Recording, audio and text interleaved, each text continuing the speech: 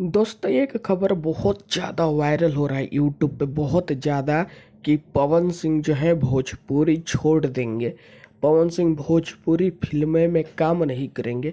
पवन सिंह भोजपुरी गाना नहीं गाएंगे। पवन सिंह 1 साल बाद चुनाव लड़ेंगे। तो दोस्तों मैं आप लोगों को बता दूं, पवन सिंह भोजपुरी नहीं छोड़ने वाले हैं।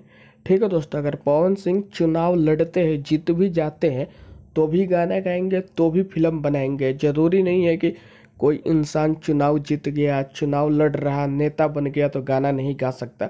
आप लोग देख सकते हो, मनोज तिवारी सांसद है फिर भी गाना गाते हैं। रवि किशन सांसद है फिर भी साउथ में, हिंदी में, भोजपुरी में, 3 भाषाओं में फिल्म में काम करते हैं। निरहुआ आज भी फिल्मों में काम करते हैं, कभी कभी गाना भी गा देते हैं। तो ज़रूरी नहीं है कि पवन सिंह चुनाव लड़ेंगे तो गाना गाना छोड़ देंगे, फिल्म बनाना छोड़ देंगे। दोस्तों ये सब गलत बात है।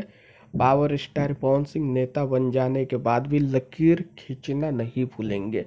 ठीक है दोस्तों, आप लोगों को क्या लगता है कमेंट करके बताओ मेरे भाई लोग जल्दी।